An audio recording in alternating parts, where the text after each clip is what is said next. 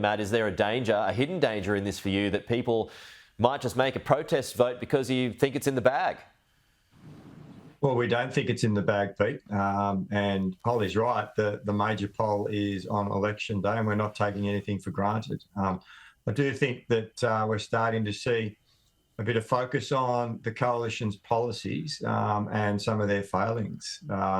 People see Peter Dutton as a risk. The $600 billion nuclear energy folly will result in cuts to public services. And I think that people are starting to see that now. They're also seeing that Labor's policies, particularly those released in the budget, mean that we're listening to the concerns of Australians, and we're putting in place policies to deal with cost of living, the further tax cuts, the further energy bill rebates, making sure we're reducing medicines even further. The announcement yesterday on price gouging by the supermarkets, all of these policies. What was the point of that, though? Just on that front, what was the point of that? Because the ACCC just said there's no evidence of price gouging. Well, it's about ensuring that the ACCC have the measures to tackle price gouging if it is occurring. And it comes on the back of the changes that we've already made through the mandatory code of conduct for supermarkets. It's an area where Australians have been feeling the pinch. And we've listened to that and we've responded to that. And I think that that's the most important thing, that people are seeing that we're responding to their concerns around cost of living and putting in place policies to deal with them. Well, just on that, on cost of living, there's an interesting proposal from the Small Business Council today, Holly. I'll get your thoughts on this. So the Small Business Council will today launch a campaign against both parties to drop the company tax rate from 25 to 20% for small businesses with a turnover of less than 20 million. Would the coalition get behind this? Look, what we do need to recognise is that under this government, over 29,000 businesses have become insolvent, and the majority of those, the vast majority of those, are small businesses. Yeah. And small business is the engine room of our economy. The majority of Australians actually work in a small to medium-sized business. So we do need to make sure that those businesses are not only able to survive but continue to grow. So would you support this idea? Well, I think what we need to look at is more holistically, in the sense that small businesses have faced increasing rents, increasing energy costs, labour shortages and uncertainty in the industrial relations sector, increased union power and increased red and green tape. So there's a whole lot of factors that have caused problems for small and medium-sized businesses. And, you know, they're launching a campaign later today. It'll be interesting to see what they say.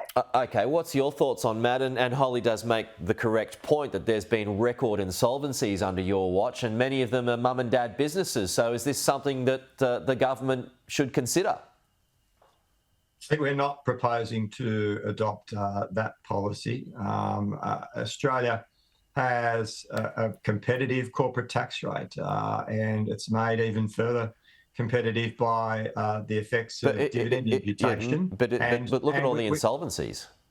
We've provided a lot of support for small businesses in Australia, and we're providing further support. We provided a $300 energy bill rebate to deal with their energy costs. But how much extra is it costing them?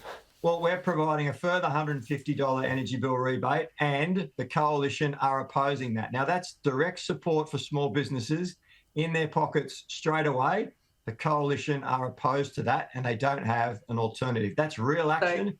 That's real support for small businesses. Okay, you heard it here first. Small businesses have had all the support they're going to get from Labor, and they should be grateful for that.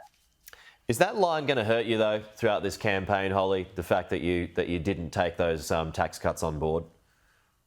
Look, I think what Peter Dutton has proposed is an immediate boost to families' bottom lines in their budget, with up to $14 a week saving through the fuel excise levy, rather than 70 cents a day in 15 months' time. We're talking about a tax cut that wouldn't be coming into place until July 1 next year. Families are experiencing cost of living pressures now, and 70 cents a day from July 1 next year isn't going to help with those pressures, whereas the fuel excise and the cut to that would have an immediate boost to a family's budget bottom line. Matt, how much extra have the bills gone up while you've been in power? Well, we know that there's been pressures on households and small businesses, and that's why we're offering these energy rebates. Multiple thousands of dollars.